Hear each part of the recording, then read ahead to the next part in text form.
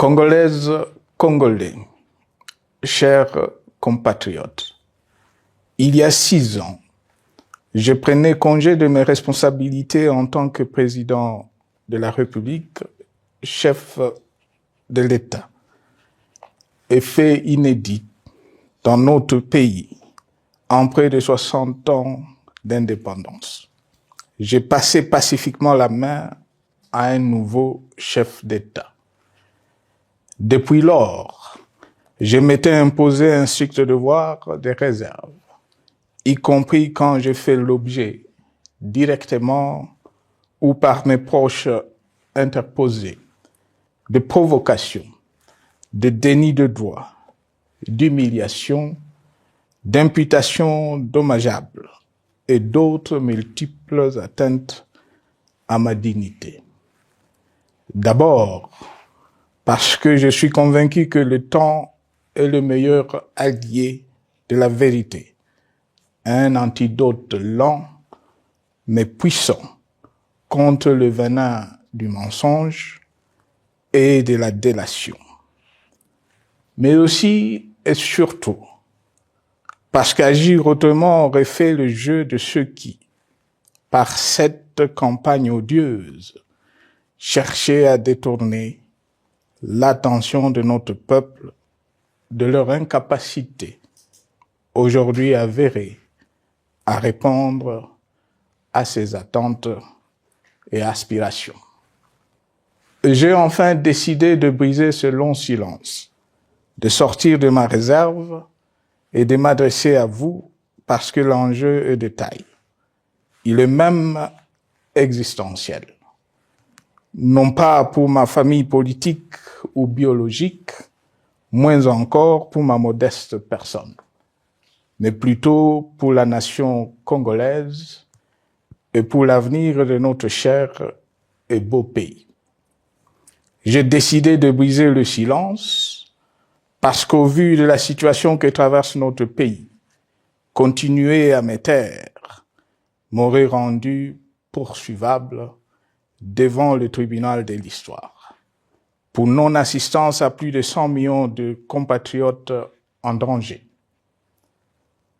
Je saisis cette opportunité pour partager avec vous mes réflexions et participer ainsi à la recherche de la solution à la crise que traverse notre pays, la République démocratique du Congo, terre de nos ancêtres, car il est gravement malade et son pronostic vital engagé.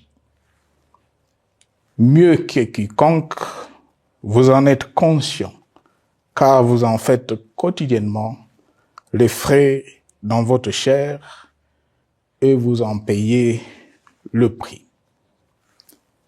Mes chers compatriotes, vu l'importance stratégique de notre pays et le rôle qu'il est appelé à jouer, j'avais, de l'avènement au pouvoir du chef de l'État actuel, conclu avec lui un accord donnant naissance à la coalition entre nos forces politiques respectives.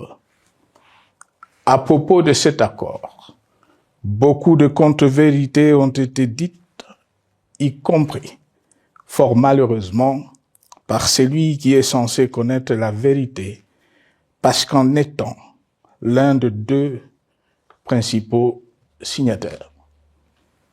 En attendant qu'au moment opportun, la vérité soit rétablie, preuve irréfutable à l'appui, permettez-moi pour l'instant d'affirmer qu'en ce qui me concerne, la conclusion de cet accord n'avait pour seule motivation que l'intérêt supérieur de la nation.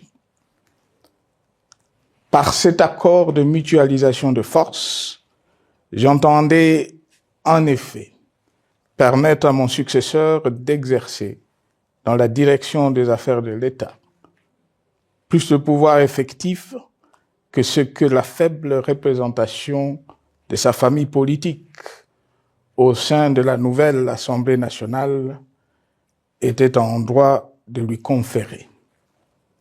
Je voulais par ailleurs faciliter le fonctionnement harmonieux des institutions et éviter à la nation, comme à notre jeune démocratie, d'éventuelles crises politiques qui leur auraient été fatales. Cette première alternance pacifique et civilisée à la tête du pays avait suscité d'autant plus d'espoir qu'en janvier 2019, notre pays s'est trouvé en bien meilleur état qu'au moment de ma propre accession à la magistrature suprême en janvier 2001. Alors que j'avais trouvé un pays au bord de l'implosion, miné par une longue dictature et des guerres, sans institutions républicaines, économiquement en faillite et socialement déchiré. Bref, un pays dont l'incertitude des lendemains menaçait la stabilité de toute la région. Le 24 janvier 2019, j'avais en effet légué un bien meilleur héritage à mon successeur, à savoir un pays réunifié, largement pacifié et dont les limites territoriales correspondaient exactement à celles qu'elles étaient au 30 juin 1960. Une nation reconstituée, réconciliée et fière de sa diversité. Un État doté d'une constitution progressiste et des institutions fonctionnant harmonieusement. Une économie dynamique et résiliente et débarrassée du fardeau de la dette hérité de régimes antérieurs, du fait de multiples réformes structurelles engagées. Une armée nationale républicaine de plus en plus professionnelle et capable de relever le défi de la défense de l'intégrité du territoire national. Une démocratie en constante consolidation, avec notamment l'organisation sur fonds propres d'un troisième cycle électoral. Le cœur serré, je constate qu'à peine 6 ans après, ce bel héritage en indivision, légué à l'ensemble de notre peuple, a été complètement dilapidé par celui qui en avait reçu la garde. Que notre pays offre un spectacle de plus désolant et qu'il suscite d'autant plus de désespoir au sein de notre peuple et de pitié et de moquerie à travers le monde, que l'inconscience de ses dirigeants ne permet aucun espoir de redressement. Cette détérioration rapide de la situation générale du pays est principalement due à l'inverse du pouvoir sans limite. Le nouveau dirigeant s'illustre en effet par une série de remises en cause, reniements et violations intentionnelles de la Constitution, avec en toile de fond la volonté irrésistible de concentrer tout le pouvoir entre les mains d'un seul homme au mépris du pacte qui cimentait la cohésion de notre peuple. Le premier acte de remise en question de ce pacte républicain, véritable socle de stabilité et de cohésion nationale, a consisté à violer délibérément la Constitution et les lois pertinentes lors du premier remaniement de la Cour constitutionnelle par le président de la République. La violation de ce texte juridique, fondement de tout état de droit, pour de simples raisons de confort politique est devenue, depuis lors, une marque distinctive de la gouvernance de notre pays. Dans le même esprit, en décembre 2020, il fut organisé un coup d'État institutionnel à la suite du renversement en pleine mandature d'une majorité parlementaire, pourtant dévolue par le peuple souverain, ainsi que le gouvernement qui en était issu. S'en sont ainsi suivis la nomination illégale de membres de la Commission électorale nationale indépendante, ainsi que le simulacre des élections de décembre 2023, organisées en violation du cadre juridique et de normes internationales pertinentes, qui, par une ampleur sans précédent de la fraude, ont amplifié l'illégitimité des institutions et de leurs animateurs. Le coup de grâce a été donné par l'annonce du projet de changement de la Constitution, un projet dont la réalisation liquiderait totalement le consensus national de Sun City. Les conséquences négatives de cette gouvernance non orthodoxe sont pour le moins stupéfiantes. Le pays est ainsi devenu un espace de non-droit. La République a cessé d'être démocratique et la volonté du chef de l'État tient désormais lieu de loi suprême, supplantant la Constitution et les lois. En revanche, érigé en politique du gouvernement, le populisme et la démagogie, le mensonge et l'arrogance, la discrimination et la stigmatisation de certaines composantes de notre peuple, l'institutionnalisation du tribalisme et du népotisme, l'opposition de communautés nationales les unes aux autres, le discours de haine et l'injustice ainsi que l'impunité ont d'autant plus aisément détruit la cohésion nationale et le vivre ensemble que l'opulence outrancière et le non-respect de la parole donnée sont les maîtres mots de la classe politique au pouvoir. Ce qui a rendu le pays fragile et donc vulnérable. Plus grave, le repli identitaire, dangereux pour l'édification de toute nation, a refait surface, avec ses vieux démons dont l'intolérance et la division est circonstance aggravante. Cela est non seulement toléré et impuni, mais aussi et surtout véhiculé et financé par les tenants du pouvoir. Face à cette dérive, le Parlement a abdiqué de sa mission constitutionnelle de contre-pouvoir. Il a ainsi cessé d'être le temple de la démocratie, le lieu par excellence de l'expression législative et la volonté du souverain primaire, pour ne plus être qu'une chambre d'enregistrement de la volonté d'une seule personne.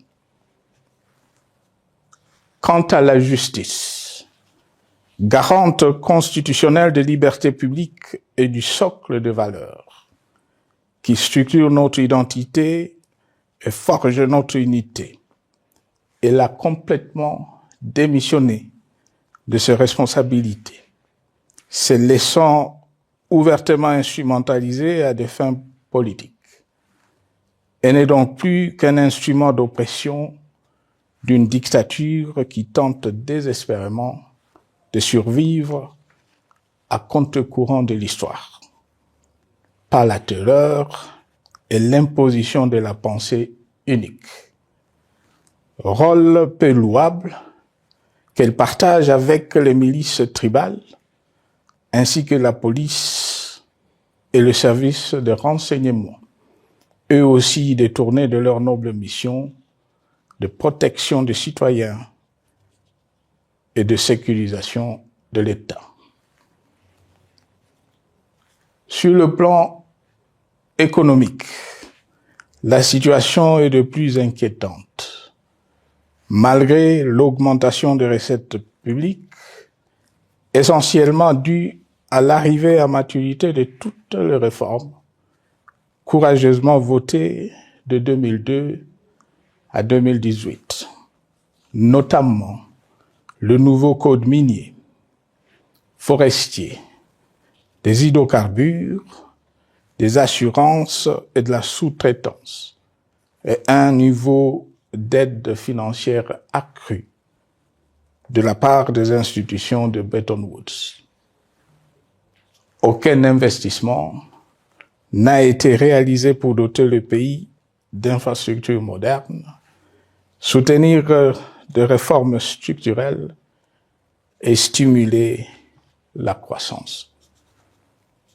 Par contre, l'inflation et la dépréciation monétaire, jadis vaincues, sont de retour. La corruption et le détournement de deniers publics ont atteint un niveau inédit. Et l'endettement public que nous avions maîtrisé de 2010 a de nouveau grimpé en flèche, dépassant la barre de 10 milliards de dollars et suscitant des inquiétudes légitimes quant à la solvabilité à moyen et long terme du pays. Les conséquences sur le plan social sont aussi dramatiques.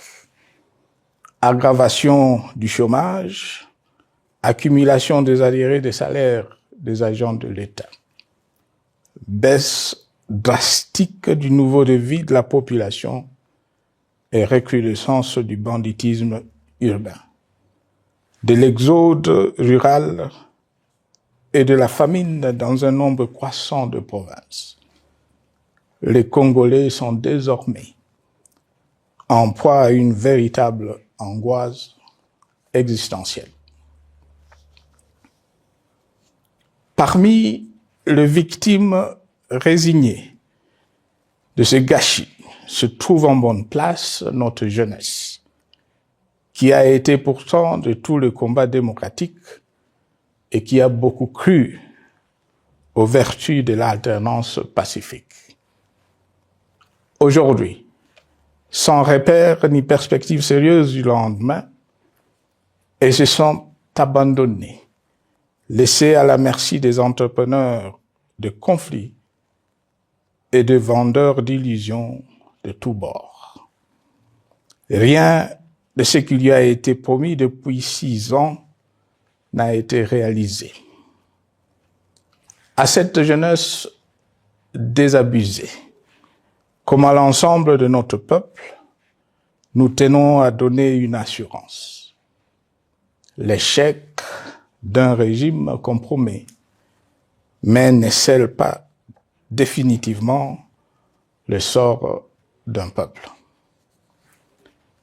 Mes chers compatriotes, s'agissant de la situation sécuritaire, dans les grandes agglomérations comme dans nos campagnes, elle est partout plus que préoccupante.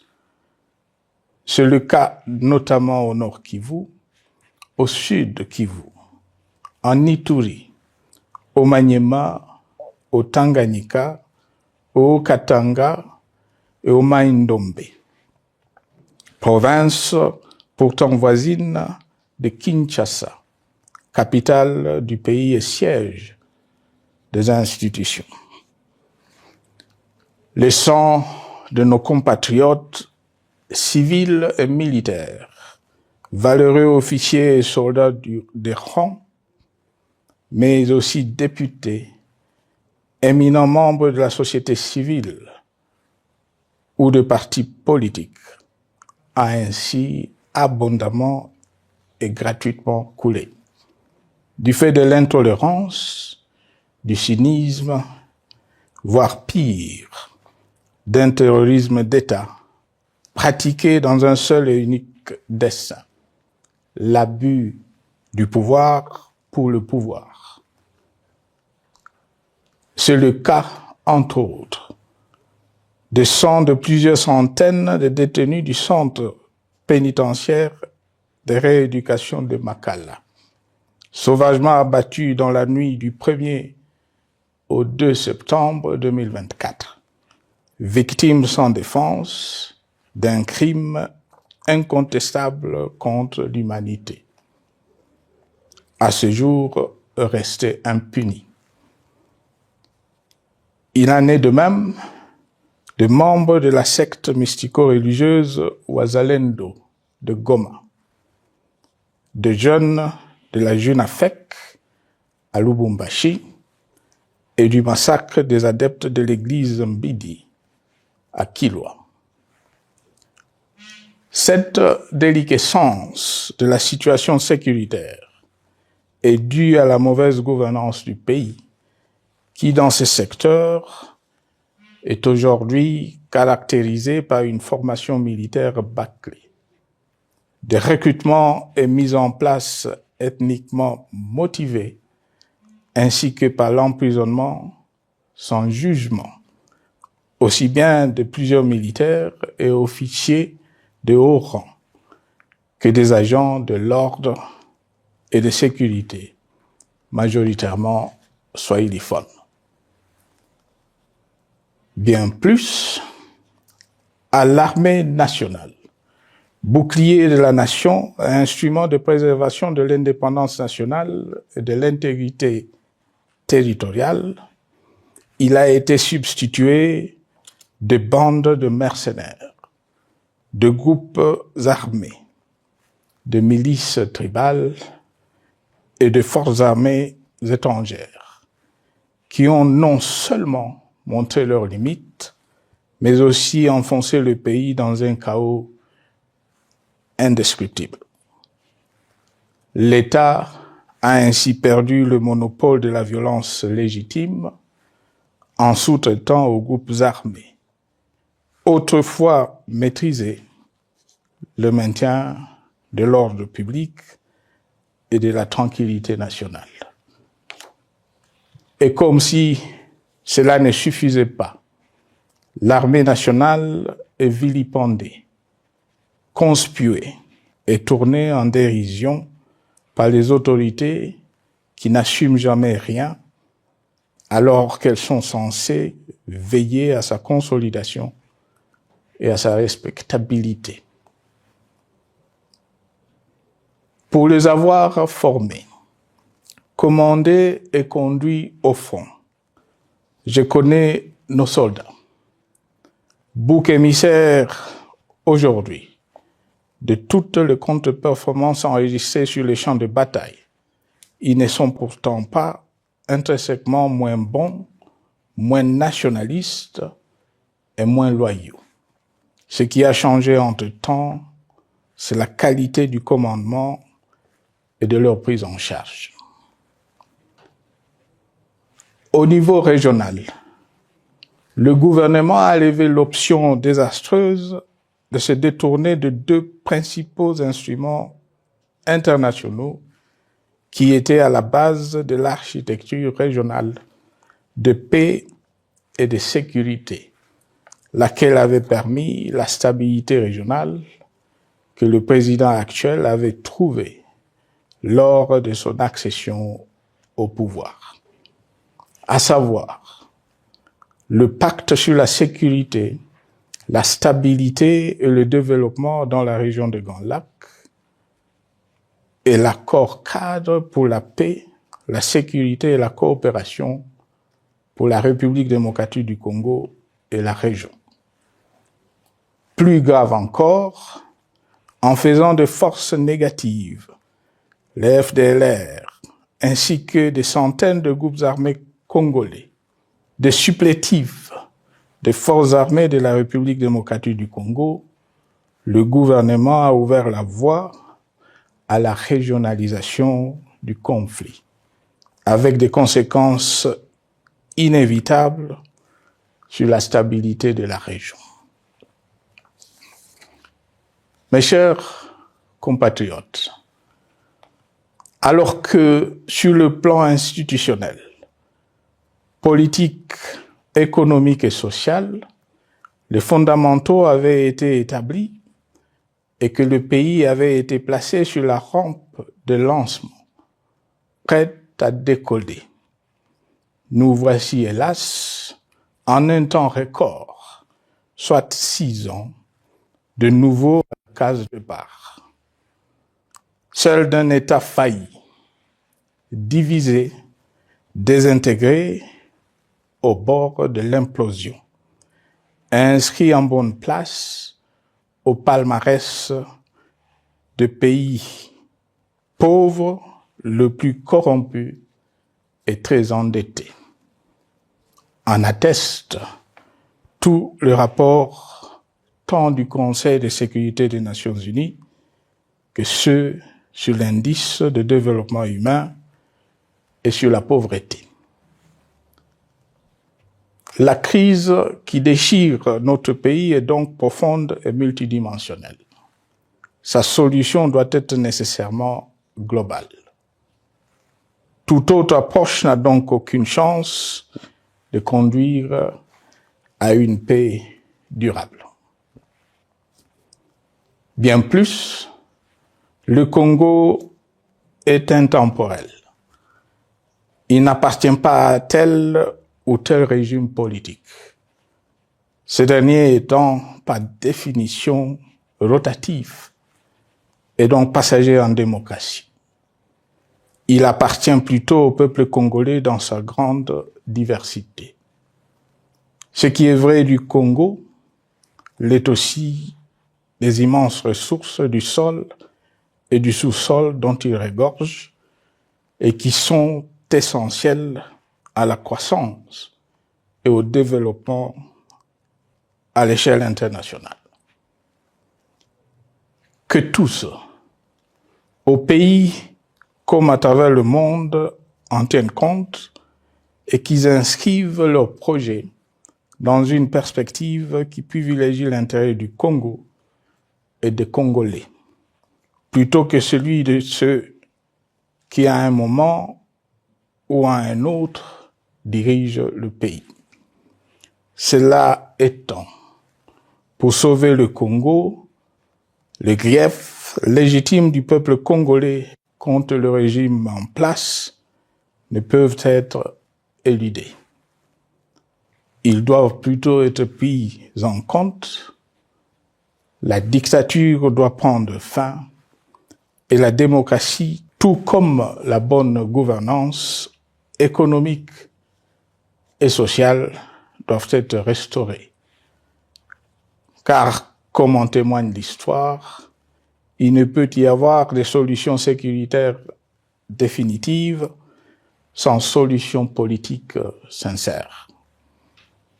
Sinon, il y aura de nouvelles vagues de convulsions politiques, de troubles à la paix, d'insécurité, d'instabilité institutionnelle, de conflits armés et de guerres civiles.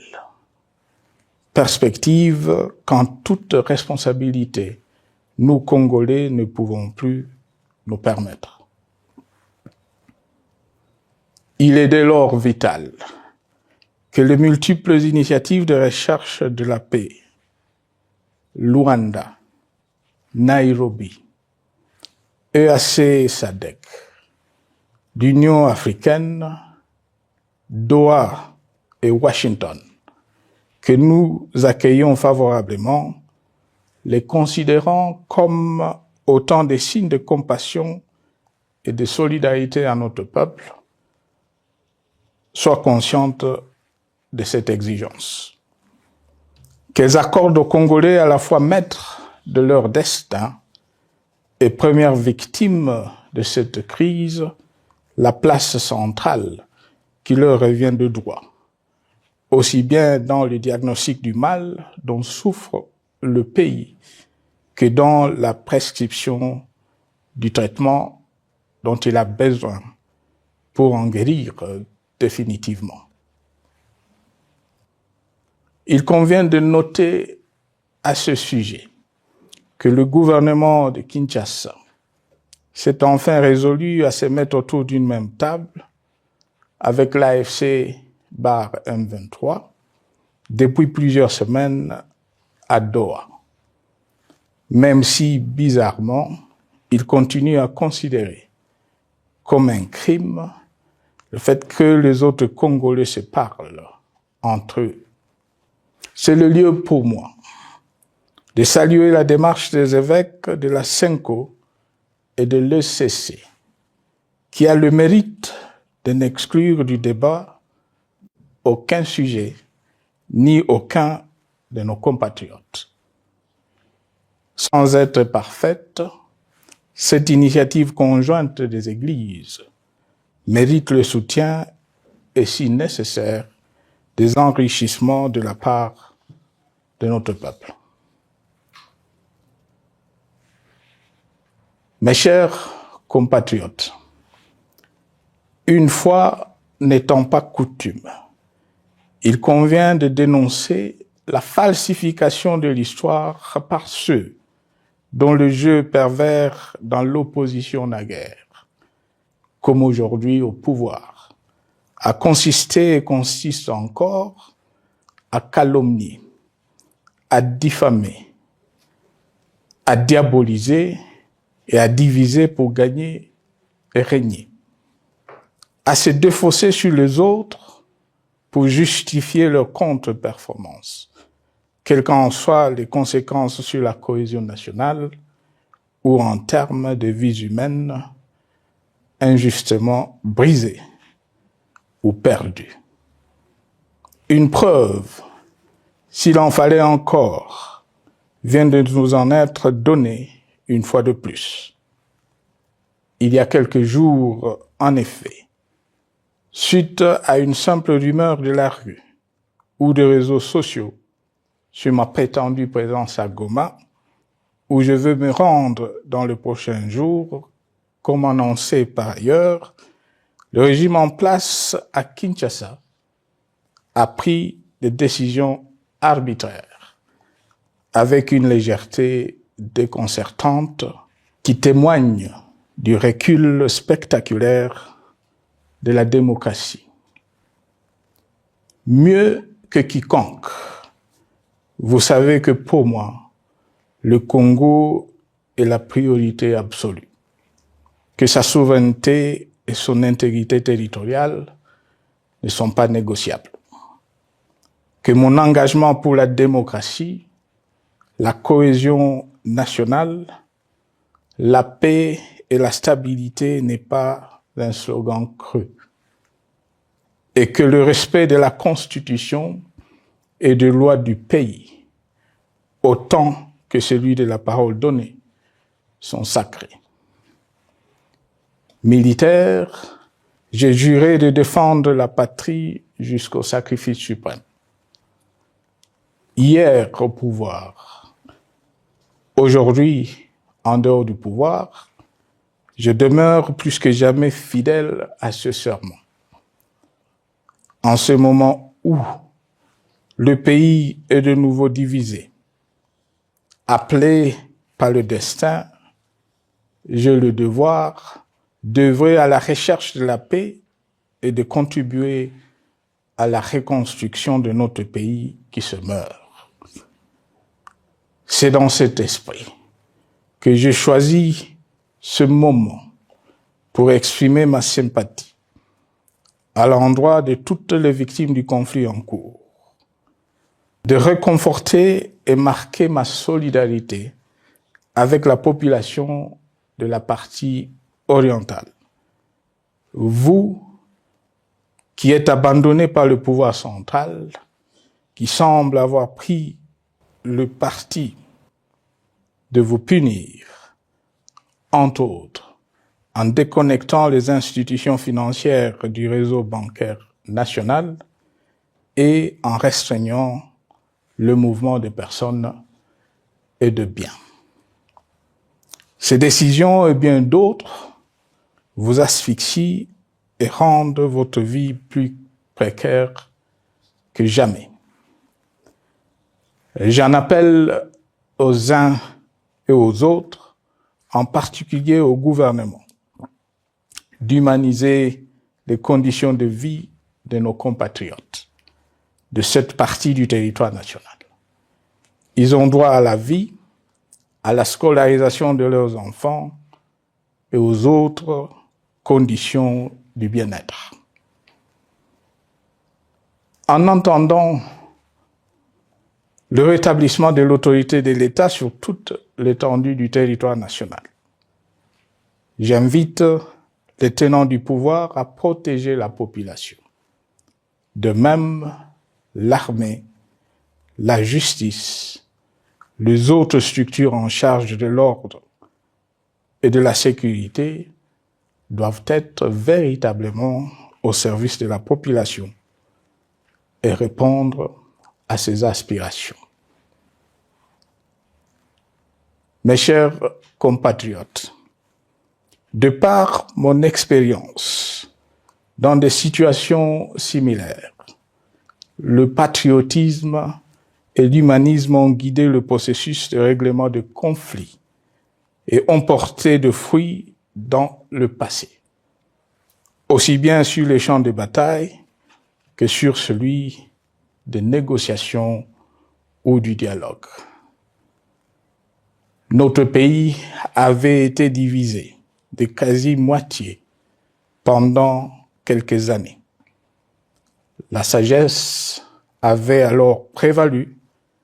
Nous avions recollé le morceau et le pays a survécu dans son unité. C'est ainsi qu'après quelques années de réflexion sur la crise en cours, après avoir consulté des chefs d'État et des anciens chefs d'État de la région, ainsi que des acteurs politiques et sociaux, nationaux et étrangers, j'ai fait ce jour une proposition qui engage la nation tout entière à un sursaut patriotique pour un pacte citoyen afin de tirer le pays du gouffre. Le travail hardi qui s'impose à nous portera notamment sur les 12 points suivants. 1. Mettre fin à la dictature, mieux à la tyrannie. 2. Arrêter la guerre. 3. Rétablir l'autorité de l'État sur toute l'étendue du territoire national. 4. Restaurer la démocratie en revenant aux fondamentaux d'un véritable État de droit. 5. Rétablir les libertés fondamentales. 6. Réconcilier le Congolais et reconstruire la cohésion nationale. 7. Relancer le développement du pays par la mise en place d'une bonne gouvernance économique, une gestion administrative et financière orthodoxe et une répartition équitable des ressources nationales. 8. Relancer le dialogue sincère et permanent avec tous les pays voisins en vue de l'instauration de la paix et du développement durable dans la région. 9. Rétablir la crédibilité du pays auprès de partenaires au niveau tant régional, continental qu'international. 10. Neutraliser tous les groupes armés nationaux et étrangers et rapatrier ces derniers dans leur pays d'origine. 11. Mettre définitivement fin au recours et à l'utilisation de mercenaires, conformément à la Convention de l'Union africaine sur l'élimination du mercenariat en Afrique du 3 juillet 1977 et à la résolution des Nations Unies du 4 décembre 1989 portant sur la Convention internationale contre le recrutement, l'utilisation, le financement et l'instruction de mercenaires et rapatrier sans condition ceux qui sont déjà déployés sur le sol congolais. 12. Ordonner le retrait sans délai de toutes les troupes étrangères du territoire national. À ce sujet, je salue la décision sage des pays de la SADC de retirer les troupes de la SAMI DRC de notre pays. Vu l'immensité de la tâche ainsi décrite, je lance un appel solennel à tous les Congolais, sans distinction de sexe, d'ethnie, d'âge, de classe sociale, de zone géographique ou d'appartenance politique, qui aiment passionnément le Congo, qui sont prêts à tous les sacrifices, qui adhèrent sans réserve au pacte républicain de Sun City et qui tiennent au respect de la Constitution du 18 février 2006 à s'unir autour de ces objectifs. Il s'agit de la refondation de l'État et de l'édification d'un pays qui a perdu ses repères.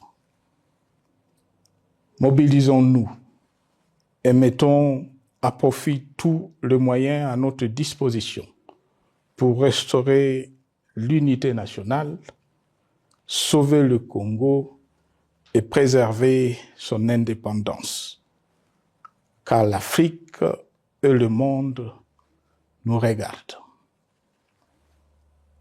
Mes chers compatriotes, le Congo vaut mieux que la caricature qu'en donnent ses dirigeants actuels. Le Congo mérite mieux que cette politique extérieure faite de jérémiades et de mendicité. J'ai donc la ferme conviction que le peuple congolais est capable, aujourd'hui comme en 1960, de vaincre le démon de la division, qu'il est capable aujourd'hui, comme au cours de la décennie 90, de vaincre la tyrannie et la tentation du pouvoir absolu. Qu'il est capable aujourd'hui, comme en 2003, de prendre le dessus sur ce qui nous divise et de mettre fin à la violence armée qui oppose ses enfants. Pour y parvenir, chacun doit jouer sa partition. Je m'engage à jouer la mienne. Que Dieu bénisse la République démocratique du Congo, qu'il bénisse individuellement chacun de vous. Je vous remercie.